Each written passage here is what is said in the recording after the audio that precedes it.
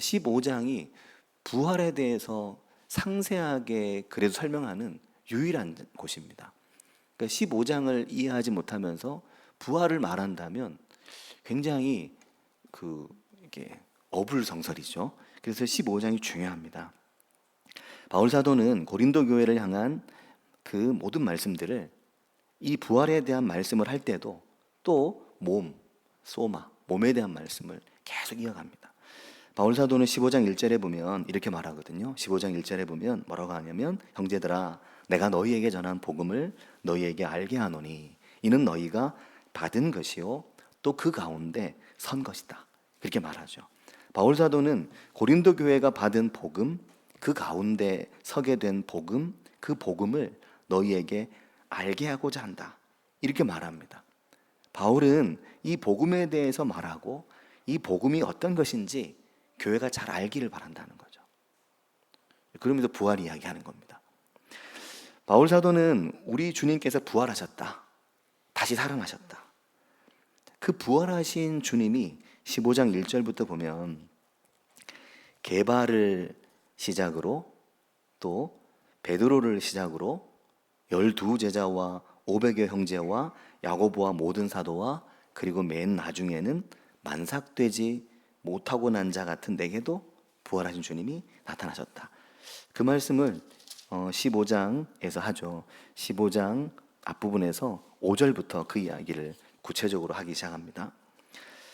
바울 사도는 누구 이름 되면 알만한 게바로부터 이제 만삭되지 못해서 난 자 같은 이 부족한, 이 부실한 나에게까지 부활하신 주님이 나타나셨다.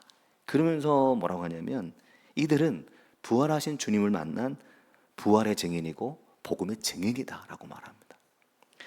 사랑하는 여러분, 바울 사도가 이렇게 부활하신 주님을 만난 사람들, 그들을 이 15장에서 언급하는 것은 교회에서 그들의 존재 가치, 그들의 존재의 의미가 너무나 크기 때문입니다. 지금 살아서 우리 가운데 있는 자들 중에 본 자들이라는 거죠. 그분들이 보았다는 겁니다. 부활하신 주님을. 사랑하는 여러분, 우리가 다 신앙의 격차를 가지고 있거든요. 우리가 신앙의 이 차이를 가지고 있습니다. 어떤 사람은 좀 빠르기도 하고 어떤 분은 좀 느리기도 하고 또 좀 더 빨리 더 좋은 믿음을 갖게 되기도 하고 어떤 분들은 그 좋은 믿음의 한 고비를 넘어가기까지 몇 가지 질문이 해결이 안 돼서 거기서 넘어가냐 넘어가지 마냐 넘어가냐 마냐 이걸 이제 못 넘어갈 때가 있습니다. 저는 개인적으로 그걸 넘어간 것이 꼭 좋은 믿음이라고 생각하지 않습니다. 저는 중요한 몇 가지 질문에 딱 걸려서 대답을 못하고 이걸 차마 넘어가지 못하는 그 질문이 오히려 더 중요하다고 생각하거든요. 그래서 어떤 걸 쉽게 받아들이는 분과 어떤 걸 쉽게 받아들이지 못하는 분의 차이는 시간적인 차이뿐이지 질적 차이는 좀 더 지나봐야 안다고 생각하거든요. 근데 어쨌든 이제 중요한 게 그 부활의 주님의 목격자들, 그 부활의 증인들, 그들은 교회에서 너무너무 중요한 겁니다. 그 신앙의 격차를 누가 지탱해 주냐? 그들이 지탱해 주죠. 우리가 신앙적 고민에 있을 때 누군가 저기 앞에서 잘 가고 있는 사람들, 내가 신앙적 고민으로 뭐 몇 가지 해결 안 되는데 그 문제를 넘어서서 잘 나아가고 있는, 내가 좋아하고 내가 신뢰하는, 내가 인정하는 좋은 믿음의 사람들, 그들이 매우 중요하거든요. 그래서 그 먼저 주님을 만난 사람들의 가치는 너무나 중요합니다. 사모함이 다르고 주님 없이는 살 수 없고 주님을 향함이 다르고, 그러다 보니까 예배나 모임이나 삶이나 여러 환경에서 주님을 향한 사랑이 남다른 이들은 교회 안의 존재 가치가 너무 크고 그들의 신앙은 여러 사람의 신앙을 견인해 줍니다. 이끌어 주거든요. 뭐 많은 말이 필요가 없습니다. 목사가 아무리 1년 50일 설교를 해도 그렇게 신뢰할 만한 믿음의 증인 한 사람이 내 곁에 있으면 그 가치는 다른 것과 비교하기가 어렵습니다. 사랑하는 여러분, 그들은 그 뜨거움으로 말하죠. 그 주님을 향한 사랑으로 말합니다. 그 주님을 향한 내 속에 식지 않는 주님을 향한 그 뜨거움으로 말하는 거죠. 주님을 먼저 만난 감격, 그래서 주님밖에 없는 인생의 고난과 역경 속에서도 주님을 바라보는, 시편을 이제 보면 시편의 사람들로 말할 수 있고, 또 고린도서에서는 부활하신 주님을 먼저 만난 게바를 비롯한 베드로를 비롯한 증인들입니다. 그러니까 교회 공동체 안에서 그들의 소중한 가치는 이루 말할 수 없는데, 근데 나 같은 자, 만삭되지 못하고 난 자 같은 나 같은 자에게도 주님이 부활하신 이후에 당신의 몸을 보이셨으니 뭔 말을 더 하겠느냐는 거죠. 그런데도 바울은 부활하신 주님이 내게 나타나셨는데 그 주님이 영으로 오셔가지고 만질 수 없는, 터치가 안 되는 분이 아니셨고, 그분이 정말 놀라운 몸으로 죽으셨는데 그 육체가 이미 썩었는데 부활하신 그 주님이 그 산 몸으로 우리에게 오셨다고 말씀을 하고 있는 거죠. 그래 사랑하는 여러분, 그래서 바울 사도는 뭐라고 하냐면, 그렇게 주님 우리 가운데 오셨는데 그런데 어찌해서 너희들 중에 부활이 없다고 말하는 자들이 있느냐. 근데 이 부활이 없다고 말하는 자들이 있느냐는 질문은, 부활이 없다고 말할 때 삶을 마음껏 살아도 돼, 부활 이후를 믿지 못하기 때문에 한계 안에 있다는 생각을 결국 해야 되는데, 15장 12절에 바울 사도가 이렇게 말합니다. 그리스도께서 죽은 자 가운데서 다시 살아나셨다 전파되었거늘 너희 중에서 어떤 사람들은 어찌하여 죽은 자 가운데서 부활이 없다 하느냐, 이렇게 말합니다. 너희 중에 어떤 사람들은 왜 죽은 자 가운데서 부활이 없다고 하느냐, 이렇게 말합니다. 바울 사도는 이 부활의 신비, 이 부활의 영광에 대해서 선포하죠.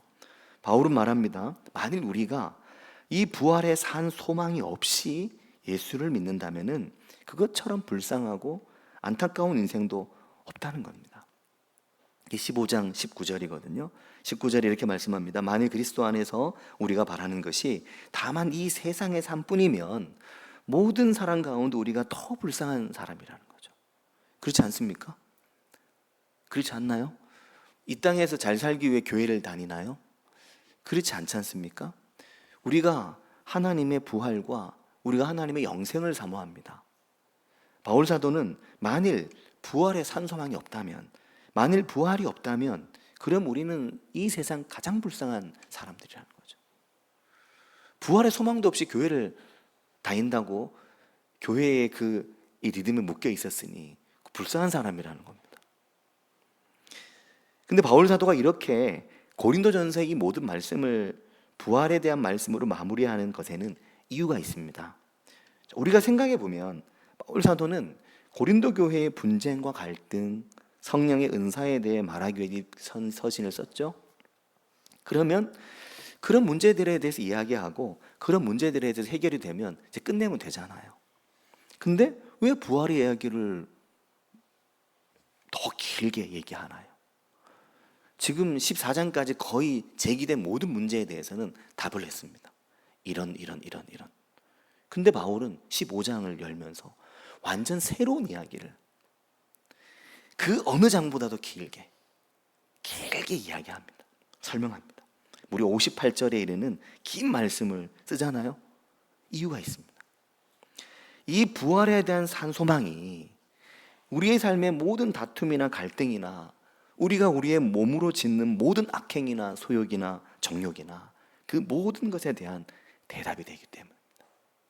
하나님 우리에게 거룩한 몸을 주셨고 이 거룩한 몸으로 거룩하게 살고 이 거룩한 몸은 장차올 하나님의 그 부활의 몸으로 이어지는 것이 우리의 이 소마라고 하는 몸이기 때문에 이 몸으로 그 부활을 바라보고 살아가야 된다는 게 더 큰 대답인 거죠.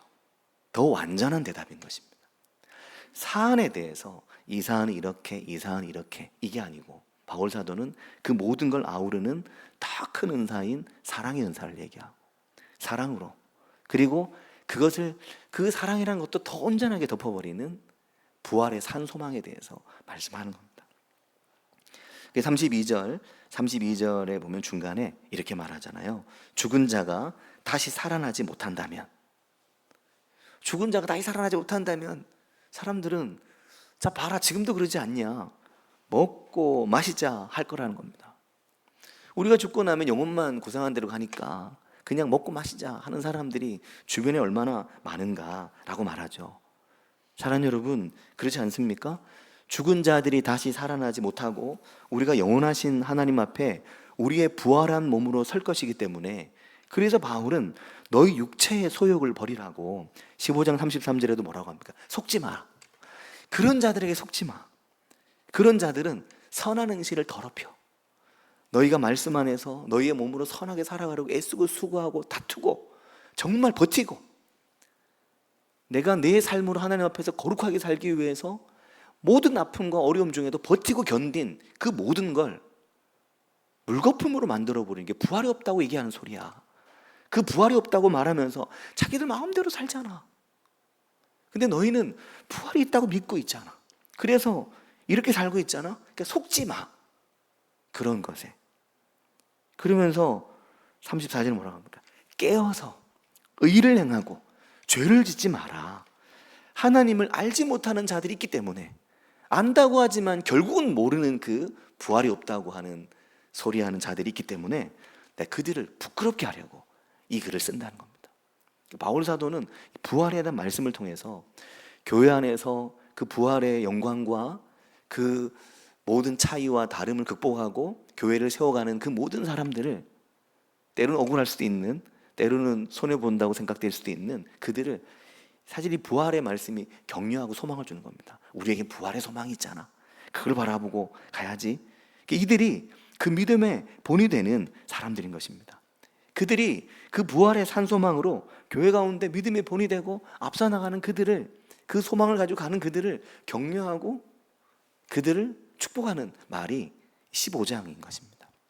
15장은 단지 부활에 대한 설명을 하고 부활에 대한 논증을 하기 위한 장이라고 보기보다도 오히려 이 부활에 대한 말씀을 통해, 자, 그러니까 이제 힘을 내라, 그 이야기를 하는 거죠. 주님의 몸된 교회, 주님의 그 몸으로 하나 된 교회, 그 교회에서 바울 사도는 이 부활의 증인으로 살아가는 게 너무 중요하다고 말하는 건 바울 사도의 교회에 대한 확신이 너무너무 크기 때문입니다.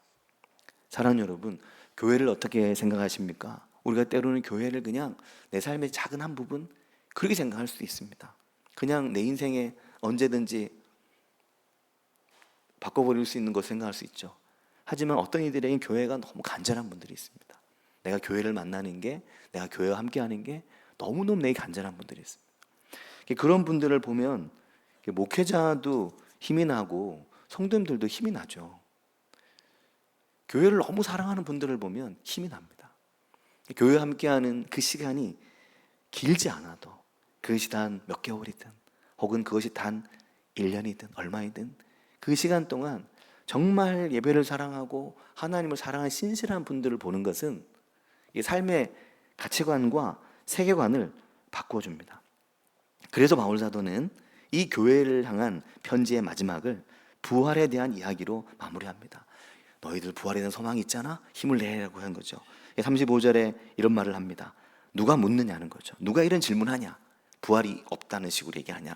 그 얘기를 할 때 35절에 보면 누가 묻기를 죽은 자들이 어떻게 다시 살아나며 어떠한 몸으로 오느냐 하리니, 그러면서 공공연히 부활에 대해서 그거 없어, 그런 거 없어 라고 말하는 자들을 바울이 굉장히 책망하고 반대적으로는 그 부활의 소망 가진 그들을 격려하고 축복하는 겁니다. 그들은 몰라서 혹은 그 부활에 대해서 알고 싶어서 그런 말을 하는 게 아니죠. 그들은 부활이 궁금해서 그런 말을 하는 게 아닙니다. 어떻게 오는지 설명해줘, 그래서 그런 말을 하는 게 아닙니다. 없다고 비꼬는 거죠. 없다고 비판하는 것입니다. 믿으려고, 믿음을 갖고 싶어서가 아니라 믿지 않기에, 믿지 않기로 작정을 한 이들인 거죠. 그들을 향해 바울 사도가 말하는 것입니다. 이 부분이 15장 36절부터 15장 마지막 절 58절까지 이 부분이 부활에 대해 말씀하는 너무너무 중요한 부분입니다. 우리가 신앙생활 하면서 이 15장 36절부터 15장 58절까지는 구절을 써가지고 어디 탁 붙여놓고 수시로 보고 수시로 마음에 새겨두어야 될 그런 말씀입니다. 36절에 뭐라고 하냐면, 어리석은 자여, 네가 뿌리는 씨가 죽지 않으면 살아나지 못하겠고 라고 말합니다. 사랑하는 여러분, 바울은 씨를 통해서 부활을 이야기하려고 하는 거죠. 그래서 운을 떼는 겁니다. 씨가 죽어야 살아나잖아? 그 이야기를 하는 거죠. 씨가 죽지 않으면 살 수 없잖아? 몸의 부활을 씨앗에 대한 말씀으로 설명합니다. 우리가 뿌리는 모든 씨가 죽지 않으면 살지 못하지? 씨가 떨어져 죽으면 살아나는데 그 마른 씨가, 그 마른 씨앗 알맹이가, 보셔서 알잖아요. 얼마나 아름다운 꽃을 피워납니까? 그 메마른 씨앗 하나가. 그러니까 그 부활이 씨앗과 같다는 겁니다. 씨앗은 땅에 떨어져 죽고 썩어야 그 안에 새로운 생명이 일어난다는 겁니다. 그런데 너희는 왜 사람이 죽으면, 육체가 죽으면 썩으면 그만이지 무슨 부활이 있어라고 말하지만, 이런 바보들, 그 씨앗이, 그 땅에 떨어진 메마른 씨앗이 그것이 땅에 들어가서 썩어서 거기서 얼마나 아름다운 꽃이 피우는지 모르느냐? 창조의 섭리를 이해하지 못하는 이런 바보들, 그 이야기를 하는 겁니다. 그렇지 않나요? 너무너무 놀라운 말씀이 아닌가요? 씨앗을 통해, 죽음을 통해 일어나는 부활의 신비에 대해서 말씀하는 거죠. 2022년 12월에 이인종 집사님께서, 김충자 권사님 남편이신 이인종 집사님께서 위암으로 소천하시기 전에, 그때 22년도에 저에게 많은 씨앗을 선물로 주셨습니다. 그 이제 샘플로 하나만 갖고 왔는데, 분홍 노루오줌 씨앗인데, 이거 말고도 많이 주셨어요. 뭐 에키네시아, 기린초, 독일 붓꽃, 백일홍, 분홍 플록스, 청화, 숫잔대, 흰나리, 리아트리스, 자주꽃 방망이, 흰 붓꽃, 그리고 또 많아요. 이렇게 흰 봉투에 다 담아가지고 연애 편지인 줄 알았어요. 주셨거든요. 근데 이 안에 보면 씨앗들이 있습니다. 이 씨앗들이 그냥 놔두면 이거 뭐 어디 쓸데없는 씨앗이죠. 그냥 멈춰 있는 시간이거든요.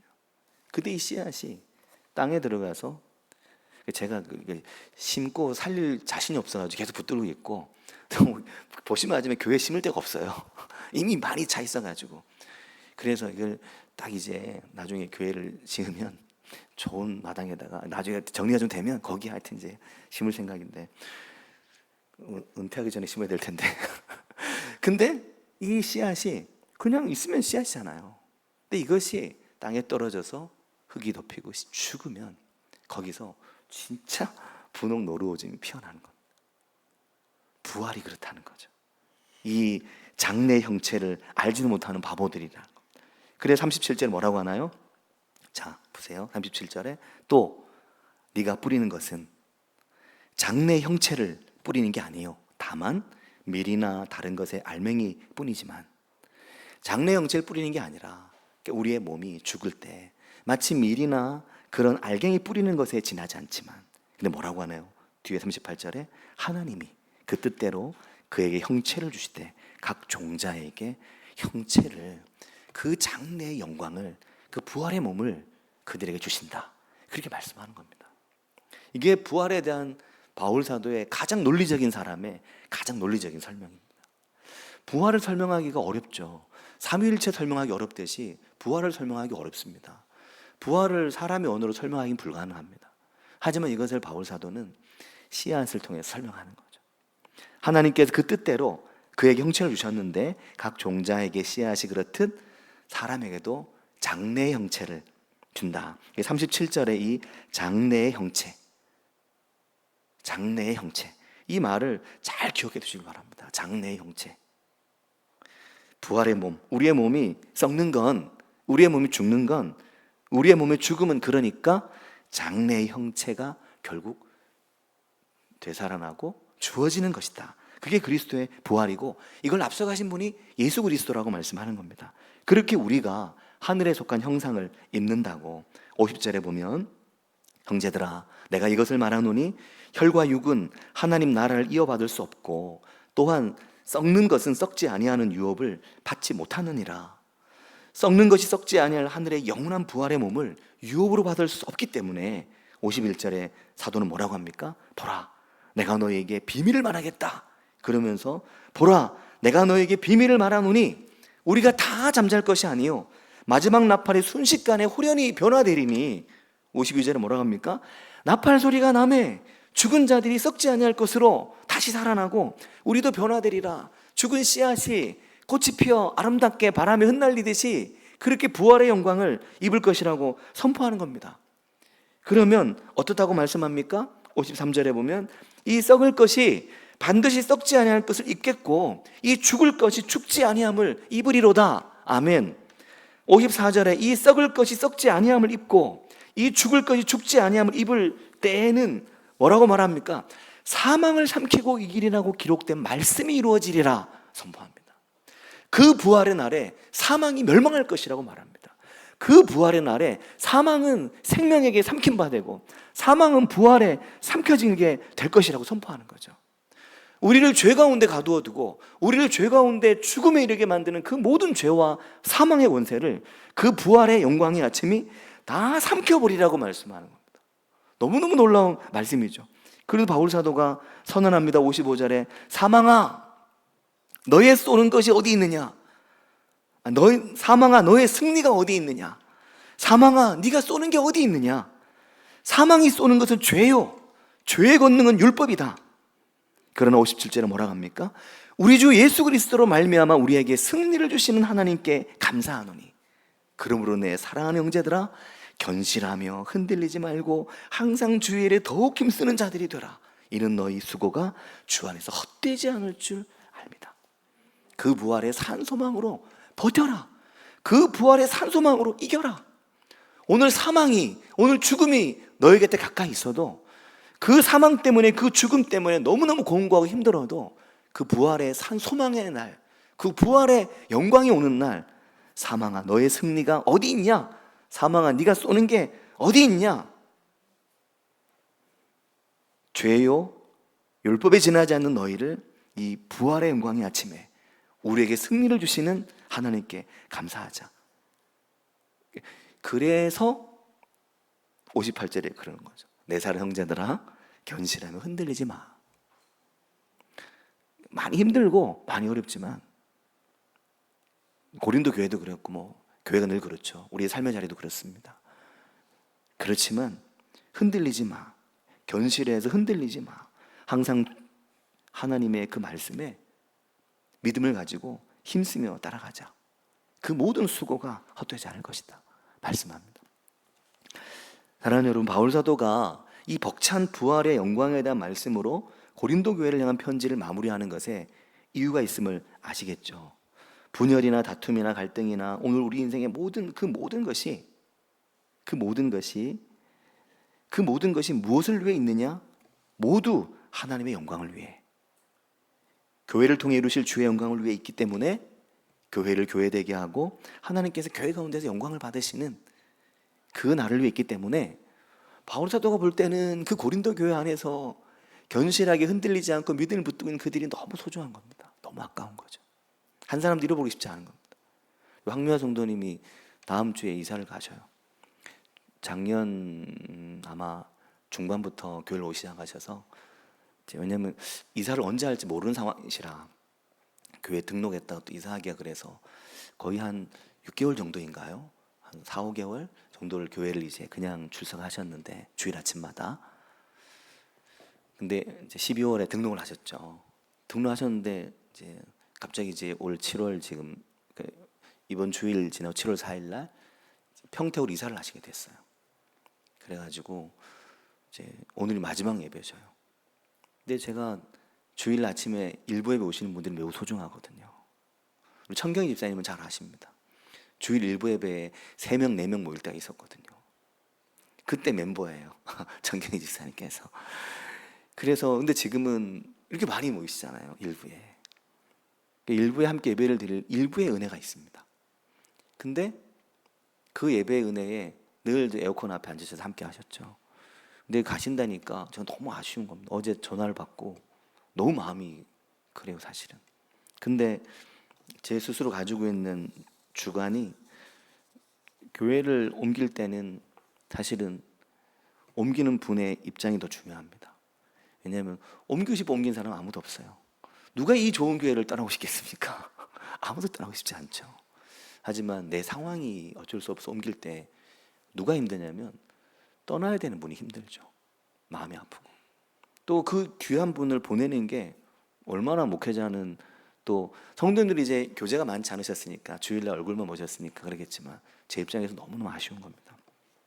바울 사도 그렇다는 거죠. 고린도 교회 안에 있는 그 신실한 지체들이, 그들이 그 혼란한 교회 안에서 혼란한 문제 속에서 얼마나 힘들까. 견실하고 흔들리지 마라. 그러면서 몇 가지 당부를 하는데 그게 16장 이제 마지막입니다. 어떤 당부를 하냐면 내일과 모레 이틀 동안 이 말씀을 구체적으로 보겠지만 16장 10절에 보면 디모데를 위해서 부탁을 합니다. 디모데가 어린 사역자였거든요. 나이가 어렸어요.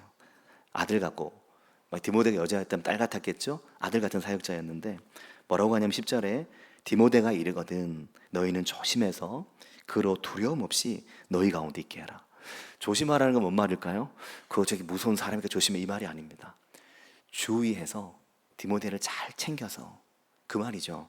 그래서 그로 염려 없이 두려움 없이 너희 가운데 있게 해라. 이는 그도 나와 같이 주의 일을 힘쓰는 자이다. 이렇게 말하거든요. 디모데에 대한 특별한 당부를 하는데 사랑하는 여러분, 이것은 단지 목회자를 위한 당부가 아닙니다. 교회 안에는 목회자 이상의 성도님들이 많습니다. 교회 안에는 정말 일주일 동안 뼈가 빠져라 일하면서 시간이 나는 대로 주일이 되면 온 힘을 다해서 봉사하고 섬기고 또 월요일이 되면 또 삶의 현장으로 달려가는 분들이 있습니다. 목회자 이상이에요. 그 분들이 두려움 없이 너희 가운데서 그 역할을 하게 하라고 하는 건 그 은사가 방송에서 기도하실 때 기도하셨지만 그 은사가 반짝반짝 빛날 수 있도록 그 은사가 막 춤을 출 수 있도록 돌봐주고 챙겨주라는 겁니다. 그걸 바울 사도가 당부하는 거죠. 그걸 이야기합니다. 그러니까 교회 안에 정말 그 부활의 산소만 가지고 충성스럽게 섬기는 분들이 다 디모데 같죠. 제가 볼 땐 다 디모데 같습니다. 그러면서 뭐라고 하나요? 18절이 너무 은혜가 되더라고요. 18절 말씀 같이 읽겠습니다. 그들이 나와 너희 마음을 시원하게 하였으니 그러므로 너희는 이런 사람들을 알아주라. 아멘. 사랑하는 여러분, 그들이 너의 마음을 시원하게 해줬다는 겁니다. 한여름의 얼음 냉수 같은 존재, 너의 그 답답한 마음을 뻥 뚫어주는 게 뭔가요? 가스알명수처럼 뻥 뚫어주는, 너의 마음을 너무 시원하게 해주는 그런 사람들을 어떻게 하라고 하나요? 알아주라고 합니다. 알아주시기 바랍니다. 내가 알고 있다, 내가 보고 있다, 내가 고마워하고 있다, 내가 감사하고 있다. 알아주라는 겁니다. 너무너무 고맙다, 너무너무 잘하고 있어서 감사하다, 인정해 주라는 겁니다. 뭘 좀 잘하면 진짜 잘하나, 어떻게 잘하나, 끝까지 잘하나 이러지 말고 잘하면 인정해 주라는 겁니다. 잘하면 격려해 주라는 겁니다. 그거 몇 마디 한다고 돈 들어가는 것도 아닌데, 그것도 밥 한 그릇 사준다고 수억 나가는 것도 아닌데 인정해 주고 격려해 주고 칭찬해 주라는 거죠. 근데 사랑하는 여러분, 이런 사람들 알아줘라. 그런데 그 알아줌이 교회를 교회되게 합니다. 잘 보시기 바랍니다. 뭐가 교회를 교회되게 합니까? 그 알아줌이 교회를 교회되게 합니다. 그 알아줌이 한 사람을 교회 가운데 견고하게 세워줍니다. 내가 막 못하는 거 못한다 얘기하고 안 되는 거 안 된다 얘기하면 더 잘할 것 같죠? 천만의 말씀입니다. 개 중에 뿔난 사람들은 더 안 합니다. 성질나 막 교회 나가버립니다. 하지만 칭찬해주면 생각을 합니다. 내가 칭찬받을 자격이 있나? 내가 정말 저런 말 들을 자격이 있나? 반추하죠. 그러면서 자기 자신을 진짜 인식하게 됩니다. 내가 뭘 하고 있는지. 칭찬이 중요합니다. 깎아내리고 핀잔 주고 나무라고 지적하고 이런 건 아무 도움이 안 됩니다. 그걸 할 사람이 하면 됩니다. 그거 할 사람이 이제 나라고 생각하시면 안 돼요. 그거는 정말 그걸 할 사람이 하면 됩니다.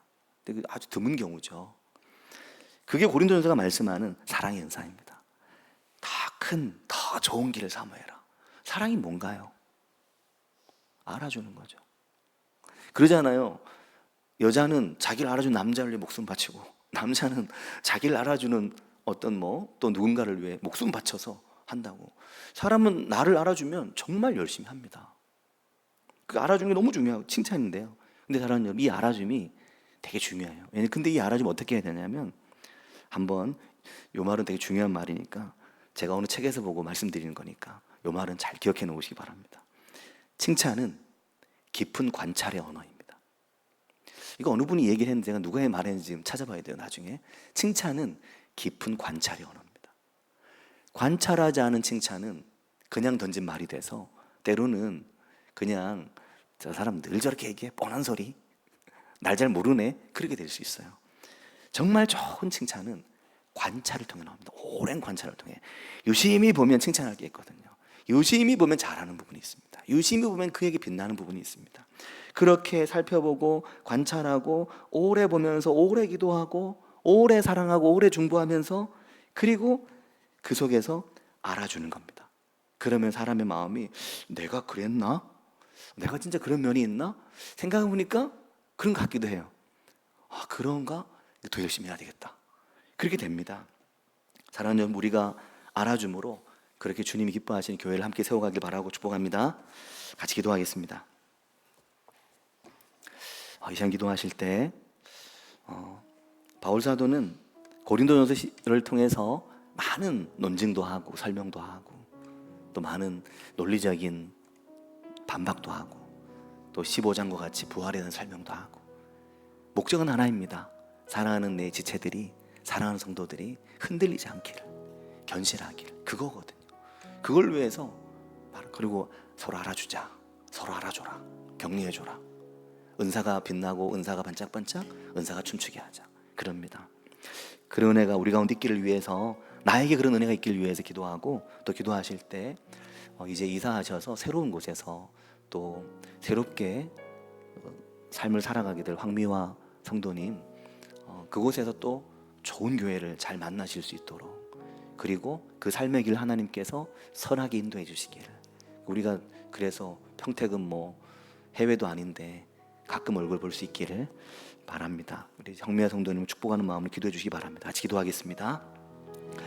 하나님 아버지, 그만 사랑 감사합니다. 아버지 하나님, 오늘 우리의 삶 속에 역사하시고 함께 해주셔서, 아버지, 우리의 인생을 받으시는, 우리의 삶을 받으시는 주님, 인생의 고난과 곤고함 속에서도 죽음과 사망과 싸우면서, 죄와 싸우면서, 아버지 그 속에서 산소만 가지고, 아버지 하나님, 내 인생 씨앗으로 땅에 심어, 내 삶을, 내 육체를, 내 몸을 씨앗으로 땅에 심어, 거기에서 아름다운 부활의 형상, 장래 형체, 닮은 믿음으로 살아갈 수 있도록 주님을 도우시고 우리를 인도해 주시기를 주님 원합니다. 아버지 주님, 역사하시고 함께 해주셔서 그 귀한 믿음의 사람들을, 그 귀한 말씀의 사람들을, 그 귀한 은사의 사람들을, 은혜의 사람들을, 그 귀한 믿음의 지체들을 알아주고 인정해주고 축복해주며, 그들을 품어주며 그들을 중보하며 그들에게 격려하며 칭찬하며 함께 이루어가는 주님의 교회를 세워 인도해 주시옵소서.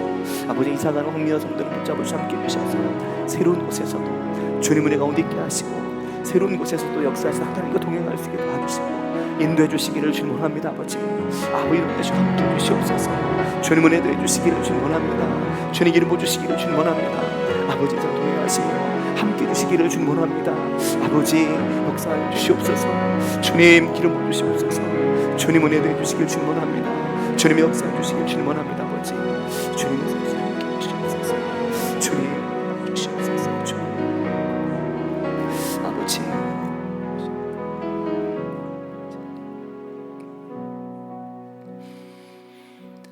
하나님 아버지, 은혜와 사랑을 감사드립니다. 메마른 씨앗이 그냥 두면 죽은 것 같은 씨앗이 땅에 들어가 썩으면 거기에서 아름다운 장래의 형체가 드러나게 되는 씨앗을 통해 우리의 몸의 부활, 우리의 몸의 장래의 형체에 대해서 말씀하는 바울 사도의 이 말씀이, 사망은 어디 있느냐, 죽음은 어디 있느냐, 너희들이 쏘는 게 어디 있느냐, 부활의 영광이 너희를 모두 덮어버릴 것이고 너희를 모두 삼켜버릴 것이라고 말씀하는 이 생명의 말씀을 통해 교회 안에 있는 사랑하는 지체들, 나의 사랑하는 아들과 나의 사랑하는 딸들 흔들리지 말며 견실하며 잘 견디도록 축복하는 사도의 말씀을 보고, 너희가 서로 이 우리의 마음을 시원하게 해준 이들을 알아주라, 그들을 알아주고 격려해주고 칭찬하고 사랑해주라 말씀하는 이 말씀의 길을 따라가는 저희들이 되기를 원합니다.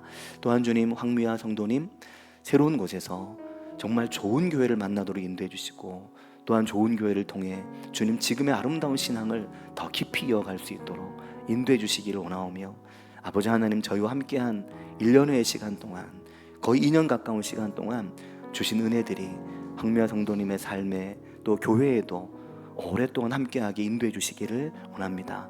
주님 함께 하심을 감사하며 예수님의 이름으로 기도합니다. 아멘.